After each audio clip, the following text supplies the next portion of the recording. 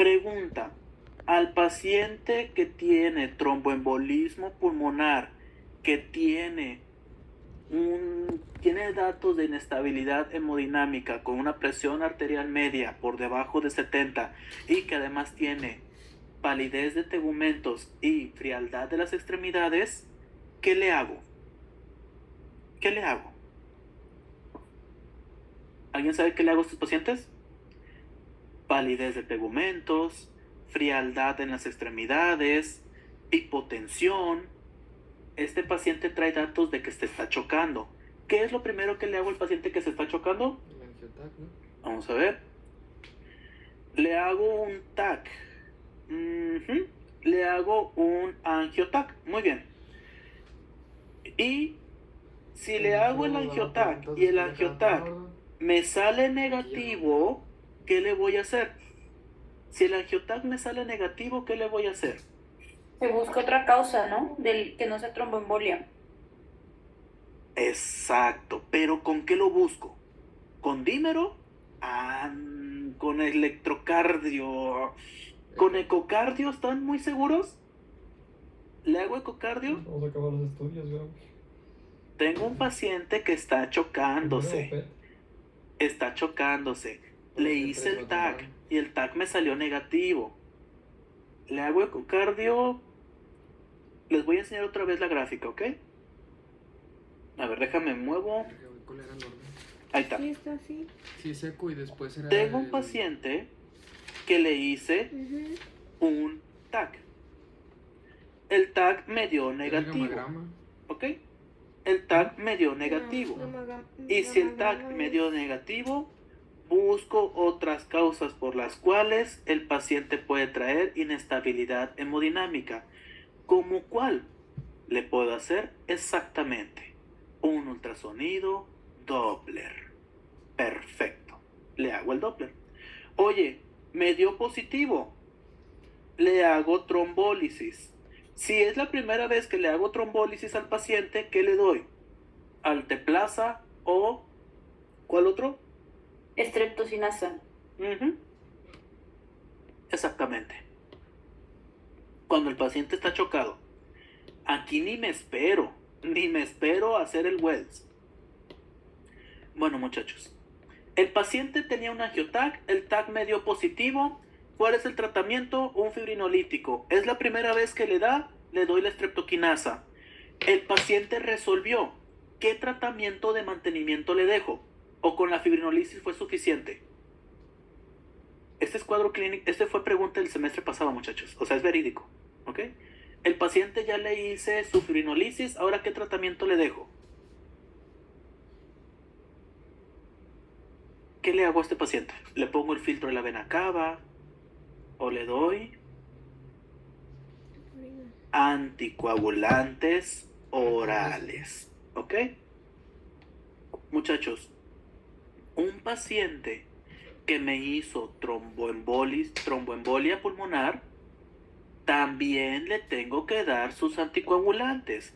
Primero lo saco del choque y luego después de que lo saqué del choque, le empiezo sus medicamentos anticoagulantes. ¿Con qué lo voy a anticoagular a el paciente? Lo voy a anticoagular con el tratamiento actual. Pregunta, ¿el tratamiento convencional? Fíjate que cuando el paciente ya estuvo en shock, y bueno, te voy a hacer una falacia, porque en realidad ya no preferimos usar warfarina. O sea, tú ve y checa en interna del HU, ya prácticamente nadie tiene warfarina. O sea, ya está súper raro que usemos el tratamiento convencional. O sea, el convencional con la heparina y la warfarina, ya está bien raro que lo hagamos. Usamos más los anticoagulantes orales directos. Oye, en las respuestas viene warfarina y viene un anticoagulante oral directo. Vienen los dos. ¿Cuál contesto? Si vienen los dos, vas a contestar el anticoagulante oral directo. ¿Ok?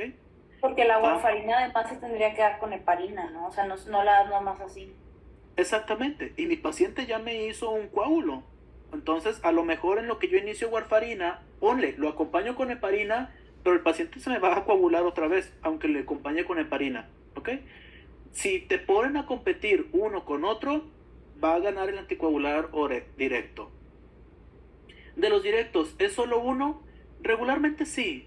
Regularmente damos un anticoagulante oral directo, damos un medicamento cardioprotector, que regularmente es la aspirina, y damos un medicamento que provoque vasodilatación, como puede ser o un nitrato o un calcio antagonista. ¿Ok? Pero sí, regularmente es un anticoagulante oral directo nada más. Eso último que dijiste es lo de Mona, ¿no? Que morfina, oxígeno, nitrato y aspirina. Exacto. Aunque no. las guías más recientes quitaron la O de la Mona. O sea, quitaron el oxígeno. El oxígeno va a ser solamente si es necesario. ¿Ok? Muy bien. Ok. ¿Alguna otra duda? Ojalá y vea. Muy bien. A ver, me están poniendo algo. Entonces, el tratamiento convencional, ajá, ¿es solo de prevención? No, señor. O sea, más bien, no te preguntes si es de prevención. Pregúntate, ¿el paciente trae trombosis? O sea, ¿trae un coágulo? ¿El paciente está chocado? Si el paciente está chocado, le das el fibrinolítico. Lo sacaste del shock, vamos a dar el tratamiento actual. ¿Cuándo damos el convencional? Sobres, el angio, rápido. Para fines de examen, cuando en las respuestas no venga el actual. El curso ¿Ok? se está riendo, güey. Para fines de examen damos el convencional cuando no venga el actual en las respuestas del examen. Eso es para fines de examen. Para fines de la vida, cuando andas en el rancho y nada más tienes heparina y warfarina a disposición. ¿Ok? Preguntan el síndrome postflevítico. Muy bien. Acerca del síndrome postflevítico, déjenme se los enseño. Lo vieron en clase, muchachos, porque el semestre pasado no se los pusieron.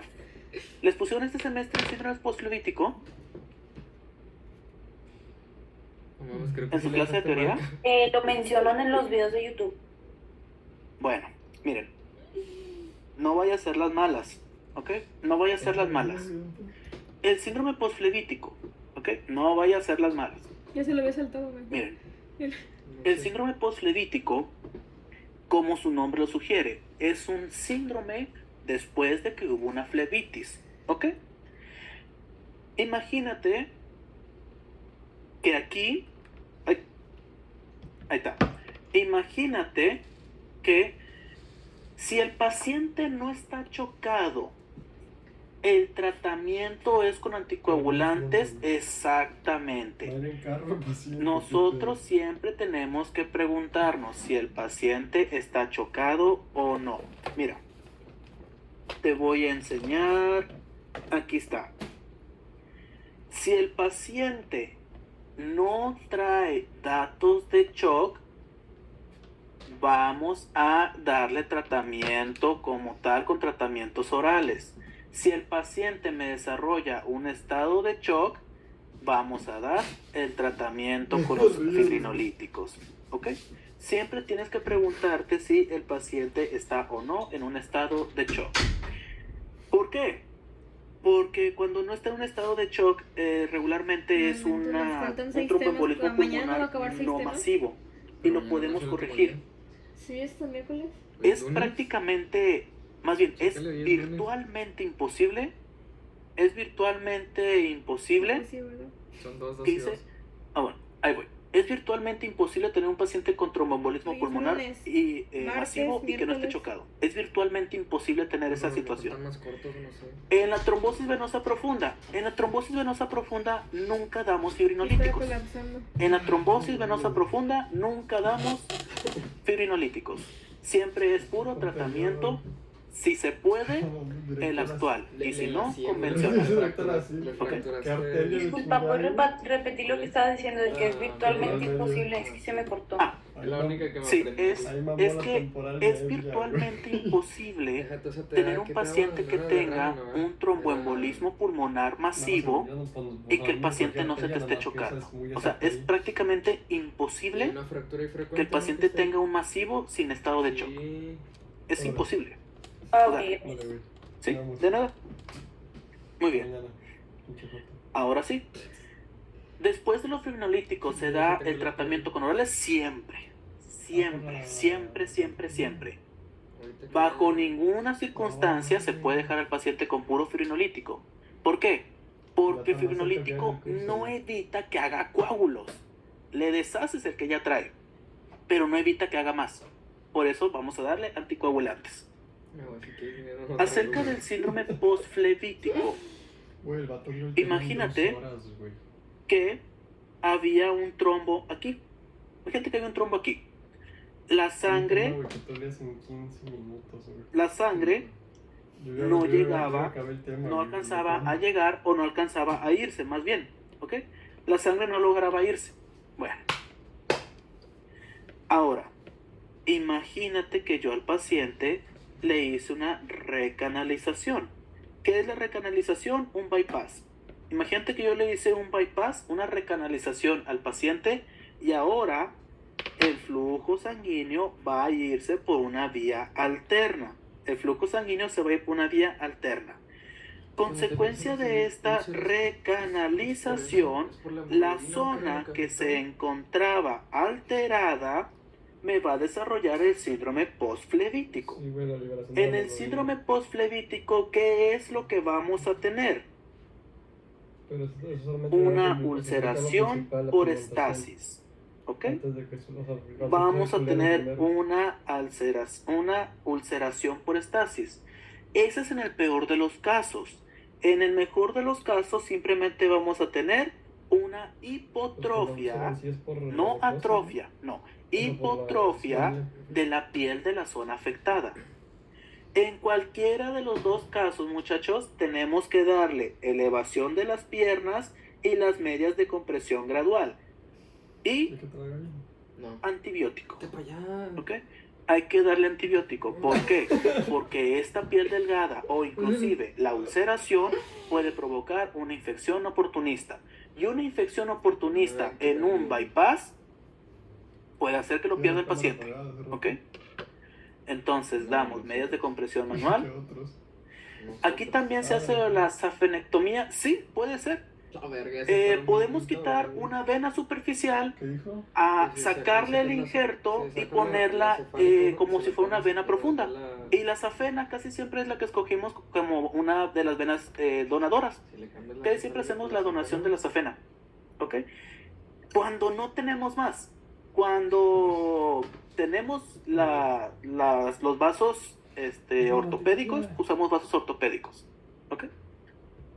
Muy bien. De nada. Está grabando. Entonces, síndrome postflevítico sucede después de una recanalización, después de un bypass, sucede en la zona que estaba con alteración de flujo sanguíneo, hay una zona de hipotrofia de la piel se vuelve delgada, hay extravasación sanguínea y esta puede provocar ulceración. Hay que mejorar ese retorno con las medidas de compresión gradual, la elevación de las piernas y para que no se infecte el procedimiento, Nah, antibiótico. Nah, si me ganas. ¿De acuerdo? no se tratan de tamaño. Síndrome postflevítico. Mira, Muy bien. todo hasta aquí va, güey. Y con esto Dale, una pasamos vez. ahora sí a la apnea Sí, lo va. obstructiva del sueño. Te estoy Vamos a diciendo. pasar ahora a la apnea obstructiva del sueño. Muchachos, hay una cultura muy mala. Faltaría ver media Hay hora. una cultura muy mala. Las 40, sí, Vamos a tener break. Bueno, muchachos, la clase se acaba en 30 minutos. Entonces, no, ahora sí no vamos a tener break. Y es que la clase estaba programada de 8:30 a 11. Están gritando, está ¿Ok? pinche video. Estaba programada hasta las 11, ¿verdad? O me estoy comiendo media hora de clase. ¿Alguien me puede confirmar, muchachos? Y no, ¿Era hasta las 11 o hasta las 11:30? Hasta las 11, ok. Vamos. Bueno, sí, no vamos a tener break porque pues, nos queda media hora de clase. Mira, en esta hora va a ser reto. Aventarme toda apnea obstructiva del sueño. En esta. Hay Ahora, una cultura que muy ahora equivocada están 70. acerca de qué es la apnea obstructiva del sueño.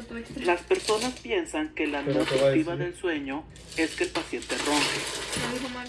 Más bien no. La apnea obstructiva del sueño no es cuando el paciente ronca. El síndrome de apnea obstructiva del sueño es cuando el paciente, como su nombre lo sugiere, tiene arresto respiratorio durante el sueño. ¿Cómo se llaman los arrestos respiratorios? Apnea. El paciente está roncando Se te ocurrió y de repente deja de roncar. Pero, más allá de que deja de roncar, deja de respirar por completo.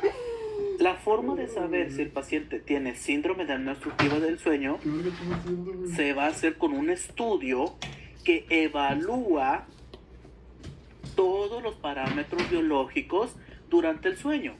Esta prueba que evalúa todos los parámetros del sueño se llama polisomnografía. Poli, de que son muchos. ¿Muchos qué? Muchos signos.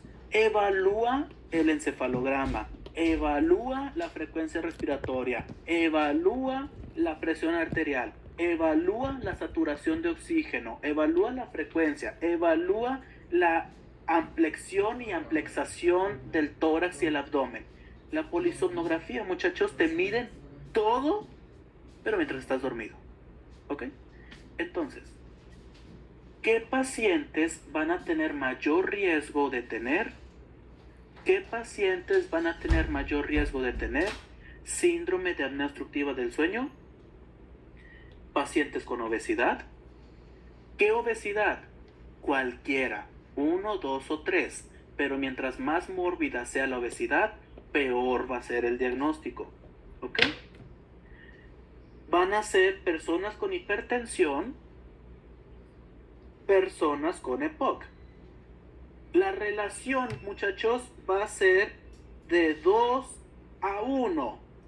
¿Qué significa relación 2 a 1? Que por cada 2 hombres hay una mujer con síndrome de apnea obstructiva del sueño. ¿Qué quiero decir con esto? Que es más frecuente en hombres, ¿ok? Y de hecho, el señor que pongo aquí, lo pongo por una razón, ¿ok? Este es el fenotipo. Ese es el fenotipo clásico de un paciente con síndrome de apnea obstructiva del sueño. ¿Qué es? Es un paciente que la edad ronda por encima de los 50 años de edad. Es una persona que ronca durante el sueño y es una persona que tiene obesidad. ¿Ok? Y también es hombre. ¿Ok? Entonces, masculino por encima de 50 años que ronca y tiene obesidad, seguramente va a tener apnea obstructiva del sueño. Muchachos, el EPOC y la hipertensión te provocan síndrome de apnea obstructiva del sueño. Y el síndrome de apnea obstructiva del sueño te provoca EPOC y te provoca hipertensión. ¿Ok? Siempre va a haber una relación, es una triada: apnea obstructiva del sueño, hipertensión, EPOC. Hay una triada. O estos dos te lo provocan a él, o él te los provoca a ellos. ¿Y cómo te lo van a preguntar en el examen? Te van a poner que el paciente tiene apnea obstructiva del sueño y la pregunta va a ser: ¿cuál de los siguientes padecimientos es más probable que aparezcan en este paciente? Bueno, si te dicen que el paciente tiene apnea obstructiva del sueño, es más probable que aparezca EPOC e hipertensión. Caso contrario, te ponen el caso de un paciente obeso, 50 años. Disculpen, muchachos. Te ponen el caso de un paciente obeso, con EPOC, con hipertensión, y te van a decir, ¿qué enfermedad es más probable que desarrolle? Pues la apnea obstructiva del sueño, ¿ok? Siempre hay una relación causa-efecto y viceversa. Muy bien. Hay que saber, muchachos, esto es prácticamente hablar de neumología, pero con un enfoque en neurología, ¿ok? Es un poco complejo, pero vamos a buscar hacerlo lo más simple posible. Piensa, existen 2 trastornos del sueño, ¿ok? Estos son los trastornos del sueño. Muy bien. El primero se llama disomnia. El segundo se llama parasomnia. ¿De qué depende si es una disomnia o es una parasomnia? Si los síntomas te dan cuando estás despierto o los síntomas te dan cuando estás dormido, ¿ok? Mnemotecnia. Mnemotecnia. La disopnia te da cuando estás despierto. ¿Ok? La disopnia te da cuando estás despierto. Y la parasomnia se da cuando estás en paralelo con el sueño. ¿Ok? Disomnia, cuando estás despierto. ¿Ok? Los síntomas aparecen cuando estás despierto. Y en la parasomnia, los síntomas aparecen en paralelo con el sueño. ¿Ok? ¿Cuáles son las disomnias? Tenemos las intrínsecas, las extrínsecas y las asociadas a la alteración del ritmo circadiano. Oigan, ¿por qué la apnea obstructiva del sueño dice que es una disomnia? ¿Está mal? Cuando yo tengo síndrome de apnea obstructiva del sueño, el paciente que está dormido va a empezar a hacer arrestos respiratorios. Y cuando el paciente hace arrestos respiratorios y el paciente cae su saturación de oxígeno, la caída de la saturación de oxígeno hace que el paciente se despierte. Y los síntomas van a aparecer cuando el paciente se despertó. ¿Cuáles van a ser los síntomas? Taquicardia, jadeos, disnea, dolor torácico. Otra vez, taquicardia, jadeos, disnea, dolor torácico, sensación de palpitaciones y una respiración agitada. Pero los síntomas no le dieron al paciente mientras estaba dormido. Dormido le estaba dando la apnea. Los síntomas aparecieron cuando el paciente se despertó. Por eso, la síndrome de apnea obstructiva del sueño es una disopnia. La apnea obstructiva del sueño es una disopnia porque los síntomas aparecieron cuando el paciente se despertó. ¿Ok? Muy bien. Ahora, ¿qué otras intrínsecas tenemos?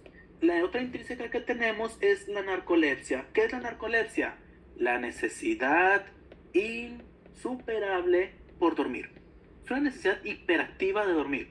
La narcolepsia es como un MIP-6 que anda posguardia. ¿Ok? Tiene la necesidad hiperactiva de necesitar dormir. Ahora, las extrínsecas. Las extrínsecas nosotros las provocamos. ¿Por qué? Por el uso de medicamentos. ¿Cuáles son los medicamentos que más se asocian con la falta de sueño? Cafeína. ¿Ok? La cafeína. ¿Ok? Es uno de los que más se asocian con la falta de sueño. Y los otros, los simpático-miméticos. ¿Ok? Los simpático-miméticos y la cafeína. Por ejemplo, se acerca un examen final, no han estudiado, ¿y qué hacen muchos? Se echan su metilfenidato y no duermen. ¿Ok? Muy bien. Ahora, las extrínsecas también tenemos por las restricciones impuestas al sueño. ¿Quiénes van a tener las restricciones impuestas al sueño? Los que están de guardia, las guardias y las personas que tienen horarios nocturnos. Horarios nocturnos. ¿Ok? Y estas también van a ser la alteración del ritmo circadiano. Muy bien. Las alteraciones del despertar. Estas son las parasomnias. ¿Por qué parasomnias? Porque te dan cuando el paciente está en paralelo con el sueño. La primer parasomnia, sonambulismo.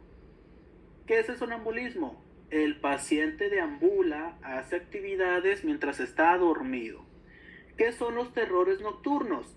Los terrores nocturnos son exactamente lo mismo que el sonambulismo, solamente que el paciente recuerda los síntomas. ¿Ok? Cuando un paciente tiene terror nocturno, el paciente recuerda los síntomas. Y cuando está sonámbulo, el paciente no recuerda los síntomas. Trastornos del despertar, el síndrome de piernas inquietas. El síndrome de piernas inquietas tiene dos definiciones. O es un dolor urente. ¿Qué es un dolor urente? Como si ardiera. ¿Es un dolor urente en las piernas o es cuando el paciente está dormido y mueve mucho las piernas? ¿Ok? Síndrome de piernas inquietas. Y la última, trastornos del sueño REM. Van a ser cuando se le sube el muerto. Parálisis del sueño REM. ¿Ok? ¿Qué pasa? El cerebro se activa, pero se activa en una fase del sueño. ¿Cuál fase del sueño? En la REM. ¿Y en la REM qué pasa? Rapid Eye Movement. Ahí lo único que se mueve son los ojos.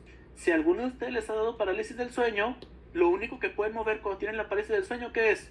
Los ojos. ¿Ok? Muy bien. ¿Qué dice al lado de guardias? Ok, al lado de guardias van a ser las personas que tienen horarios nocturnos. Ok, horarios nocturnos. Muy bien. ¿Alguna duda acerca de los trastornos? Acerca de los trastornos. A ver, déjame lo escribo bien porque no me... Yo no tengo sé. duda más en lo de síndrome de piernas inquietas, ¿lo puedes repetir? Sí, mira, el síndrome de piernas inquietas tiene dos definiciones. O puede tratarse del paciente que tiene un dolor urente en las piernas. ¿Qué significa? ¿Alguna vez les ha pasado, muchachos, que se acuestan, ya se están quedando dormidos y les empiezan a doler las piernas? De la nada empieza a dolerte las piernas. ¿Por qué? No sé. De la nada empieza. Bueno, esa es una definición del síndrome de piernas inquietas. La otra es cuando el paciente ya está dormido y duerme con alguien. Duerme con su hermanito, con su perro, con su gato. ¿Y qué pasa? Mueven tanto las piernas que terminan golpeando a la persona que los acompaña en la cama. ¿Vale? Cualquiera de los dos puede ser el síndrome de piernas inquietas. Gracias. De nada. Muy bien. Como dijimos, ¿qué es la narcolepsia? La narcolepsia primero, la narcolepsia, ¿los síntomas te dan cuando estás despierto o los síntomas te dan cuando estás en paralelo con el sueño? ¿Cuándo tienes los síntomas de la narcolepsia? Las pacientes narcolépticos viven posguardia, ¿ok? Los pacientes narcolépticos viven posguardia, o sea, hace que el paciente tiene un sueño incontrolable durante el día. La narcolepsia te da cuando estás despierto, es una disomnia. ¿Ok? ¿Qué van a tener los pacientes? Somnolencia diurna, cataplexia. ¿Qué es la cataplexia, muchachos? La cataplexia es la relajación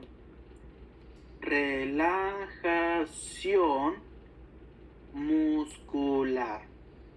Muchachos, cuando estamos dormidos, los músculos están completamente relajados. No debemos tener ningún músculo contraído durante el sueño. Bueno, los pacientes con narcolepsia pueden tener cataplexia. Es decir, el paciente está despierto, pero se le van a relajar los músculos. ¿Ok? Es una relajación muscular que se asocia con el sueño. O el paciente puede llegar a tener también la presencia de terrores nocturnos. ¿Cómo hacemos el diagnóstico de la narcolepsia? Con la prueba de latencias múltiples. Diagnóstico de la narcolepsia se hace con la prueba de las latencias múltiples. Muy bien. Ahora sí, la importante de este tema. Muchachos, ¿por qué les enseñé las disomnias y las parasomnias? Por alguna razón, muchachos, en el examen de neumo, al incluir el tema de síndrome de apnea obstructiva del sueño, les incluyen también las disomnias y las parasomnias. Les incluyen también estas. ¿Por qué? Nada más por el hecho de llevar el tema de apnea obstructiva del sueño.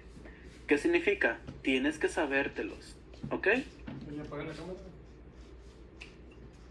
Oye, si llega a consulta contigo un paciente que su pareja es un hombre, ¿ok? Es un hombre. Su pareja, su esposa, dice que el paciente se levanta, habla, platica y luego se vuelve a quedar dormido. Y el paciente te dice que él recuerda haber hecho esa actividad. ¿El paciente es sonámbulo o tuvo un terror nocturno? El paciente se acuerda de eso. ¿Tuvo un terror nocturno o es un paciente sonámbulo? Tuvo un terror nocturno, ¿ok? Porque el paciente se acuerda. Muy bien. Ahora, el síndrome de apnea obstructiva del sueño.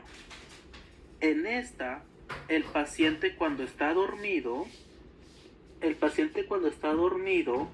va a presentar un arresto respiratorio. Presenta un arresto respiratorio, lo que significa que el paciente entra en un estado de apnea. Este estado de apnea va a provocar que haya una caída de la saturación de oxígeno. Esta caída de la saturación de oxígeno provoca el despertar. ¿Ok? Cuando el paciente despierta, comienzan los síntomas. ¿Cuáles son los síntomas que se va a presentar en un paciente con apnea obstructiva del sueño? Los vamos a ver más adelante. ¿Ok?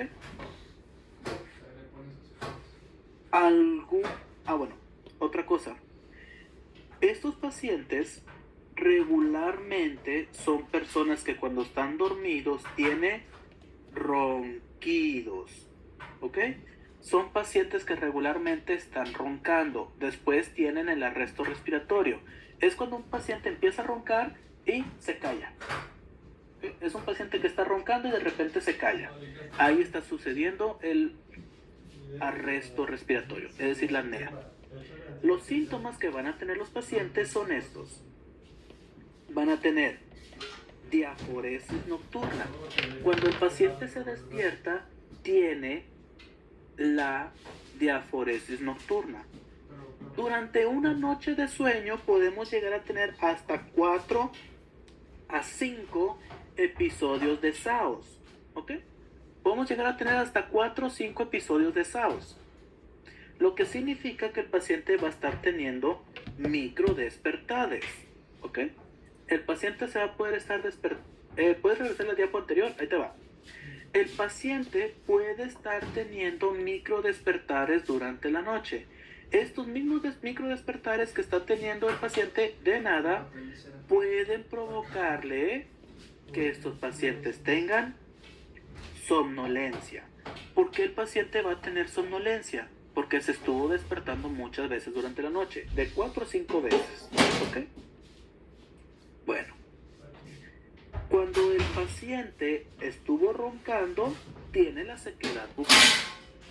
Ahora, cuando el paciente despierta de la apnea, la saturación de oxígeno despierta por ahí de los 40, a veces hasta los 35, etcétera, etcétera, etcétera. Entonces, teniendo una saturación tan baja, el paciente ¿qué va a hacer? Va a despertar jadeando. Aquí está, van a tener un jadeo muscular. Este jadeo muscular van a ser grandes bocanadas de aire. Estas bocanadas de aire van a provocarle reflujo gastroesofágico. ¿Ok? Estas bocanadas de aire le van a provocar el reflujo gastroesofágico. Ahora, cuando el paciente estuvo desaturando, hay un órgano que intenta compensar esta desaturación y es el corazón, ya que el corazón me va a provocar una taquicardia compensatoria. Piensa, el corazón detecta que no hay oxígeno suficiente en los tejidos. ¿El qué piensa que está pasando? A lo mejor el paciente se desangró y hay menor volumen sanguíneo. Déjame lato más rápido para que haya mejor oxigenación. Al final de cuentas, Estos episodios de taquicardia de 4 a 5 veces por noche durante años van a terminar por provocar una enfermedad cardiovascular, regularmente una insuficiencia cardíaca. Esta taquicardia compensatoria también puede condicionar a la aparición de hipertensión arterial. Existe una condición, muchachos, que cada vez se utiliza menos. De hecho, este término todavía se los enseñan, pero es un término muy viejito. Es un término muy viejito. El cor pulmonare. Prácticamente ya este término está en desuso del cor pulmonare o corazón pulmonar. El corazón pulmonar habla de la insuficiencia cardíaca derecha. ¿Okay? Es prácticamente lo mismo que la insuficiencia cardíaca derecha. O dicho de otra forma, la insuficiencia cardíaca congestiva. Es prácticamente lo mismo. Si llegan a ver cor pulmonare en el examen, pues ya sabes que es un término antiguo que habla de la insuficiencia cardíaca. Muy bien. ¿Cuál va a ser la exploración física? Es un paciente que está roncando, ¿ok? Y si el paciente ronca, van a tener un cuello grande. Ahora, muchachos, no es lo mismo tener, si esta es la cara del paciente, no es lo mismo tener un cuello grande a tener un cuello alargado, ¿ok? Los pacientes tienen un cuello grande. Muy bien, un cuello grande. El tamaño de la lengua va a incrementar de tamaño. ¿Cómo se llama cuando la lengua incrementa de tamaño? Se llama macroglosia, ¿de acuerdo? El paciente va a tener macroglosia. Además, va a presentar el signo de Mallampati. ¿Qué es un signo de Mallampati? Este sucede porque la lengua incrementó de tamaño. ¿Ok? Este sucede porque la lengua incrementó de tamaño. Regularmente, cuando tú le dices a un paciente que abra la boca, saque la lengua y diga "ah", ¿qué es lo que vemos? La úvula y las amígdalas, ¿verdad? Es parte del diagnóstico cotidiano de la faringoamigdalitis. Bueno, el signo de Mallampati es cuando el paciente saca la lengua, dice "ah" y no alcanzamos a ver úvula y o amígdalas. Muchachos, grábense esto. ¿Por qué? Porque el 80% de la consulta del médico general es infección de las vías respiratorias superiores. Y de ese 80% de la consulta que ustedes van a tener, más de una vez van a ver un señor que no se alcanza a ver la garganta. Y tú vas a pensar, madres, no se ve la garganta, no puedo hacer diagnóstico de insuficiencia, perdón, no puedo hacer diagnóstico de gripa. Más allá de que no vas a poder hacer tu diagnóstico de gripa, al señor le vas a hacer un diagnóstico de Mallampati y lo tienes que empezar a estudiar, porque ese hombre te va a caer en un saos. ¿Okay? Siempre que no puedas ver la úvula o las amígdalas, piensa en Mallampati. ¿Qué otra cosa? Obesidad, hipertensión, acuérdate, o la hipertensión te dio saos o la saos te dio hipertensión. Los pacientes también pueden llegar a tener depresión. ¿Depresión por qué? Es una depresión refleja porque el paciente no puede dormir adecuadamente, ¿ok? Además de que no dormir pues conlleva a un estado depresivo. ¿Alguna duda acerca de la exploración física? Muy bien. Entonces, ¿cómo vamos a evaluar la somnolencia del paciente? La somnolencia del paciente la vamos a evaluar con la escala de Epworth, ¿ok? La escala de Epworth. ¿Qué es esta escala? La escala que evalúa qué tan despierto se encuentra el paciente, ¿ok? Muchachos, una pregunta. ¿Este tema de apnea obstructiva del sueño ya lo vieron en las clases de teoría? ¿O ya...? Apenas lo vamos a ver, creo que es el penúltimo tema. Entonces, en donde vamos del curso, ¿ya vimos todo lo que llevan visto ustedes? ¿O vieron ya tuberculosis, vieron ya coxi? ¿Eso ya lo vieron? Ah, bueno, muy bien. ¿Ya vieron asma? ¿Ya vieron EPOC? Muy bien. Eso lo vamos a ver mañana. Entonces, escala de Edwards. ¿Qué es lo que tienen estos pacientes con escala de Edwards? O más bien, ¿para qué se la hacemos? Para evaluar el estado de somnolencia del paciente. ¿Tienes que saber cómo hacer Edwards? No, no tienes que saber cómo hacerlo. Tranquilo. Te van a preguntar la escala que evalúa la somnolencia. Y ya. Es Edwards. Muy bien.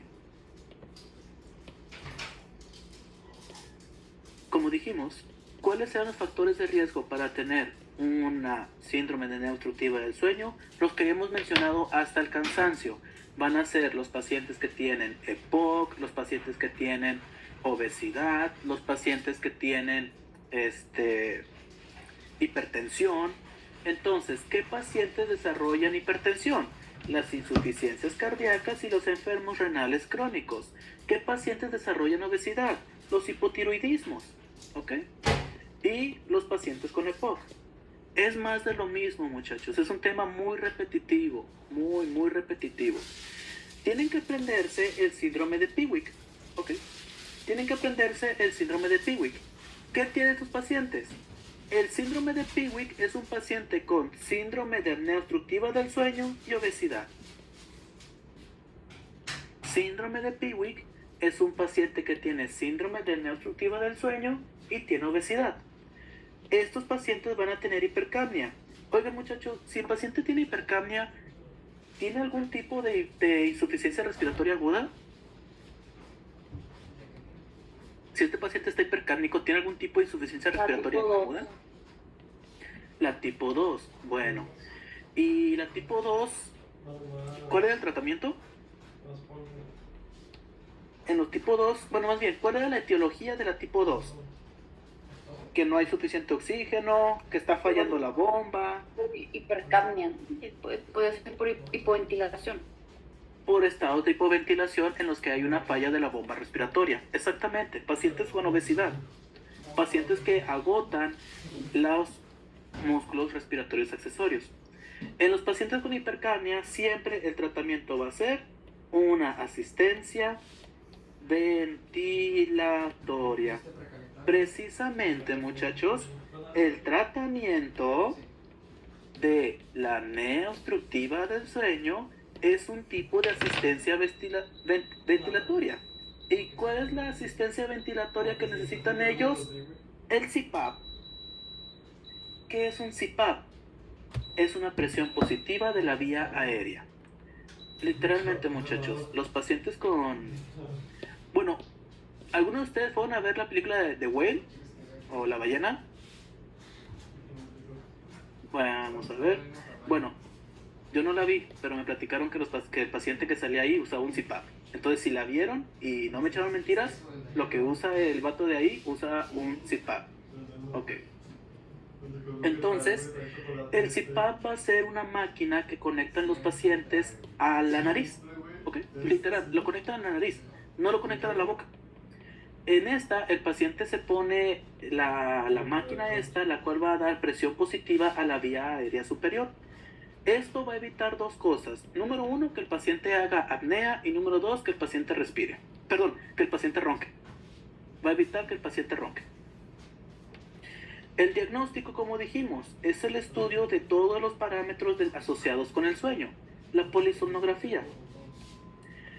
Existe un tratamiento, muchachos, que es el tratamiento quirúrgico. El tratamiento quirúrgico prácticamente no lo hacemos, ¿ok? El tratamiento quirúrgico prácticamente no lo hacemos.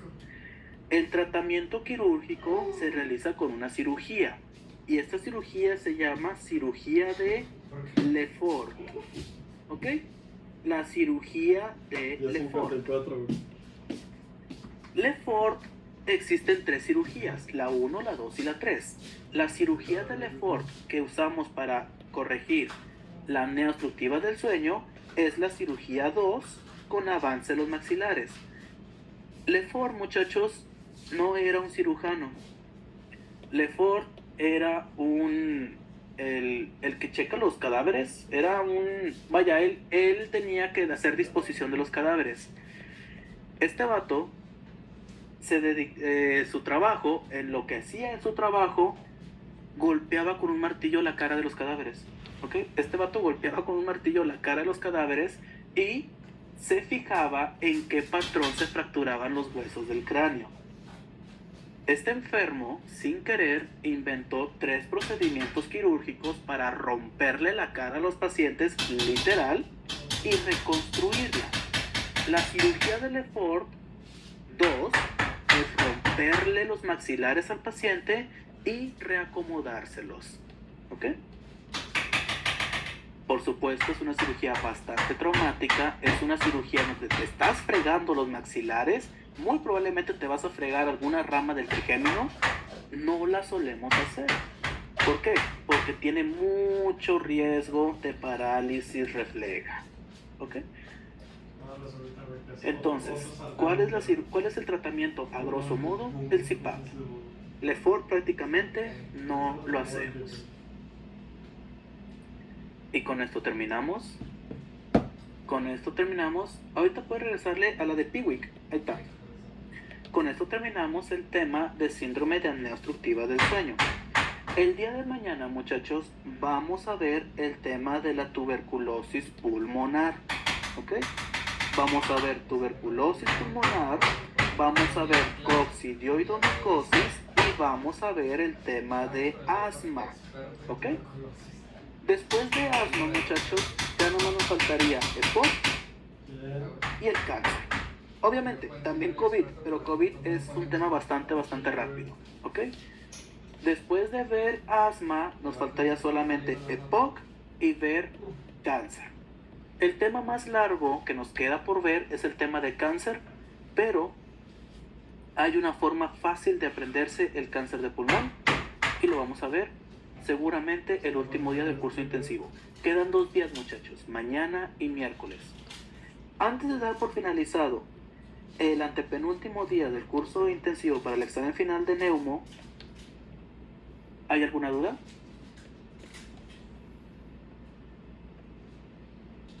Ok. Si no hay dudas, muchachos, ya pueden empezar a desconectarse. Los veo la noche de mañana. Vayan a descansar. Bye bye. Gracias, bye bye.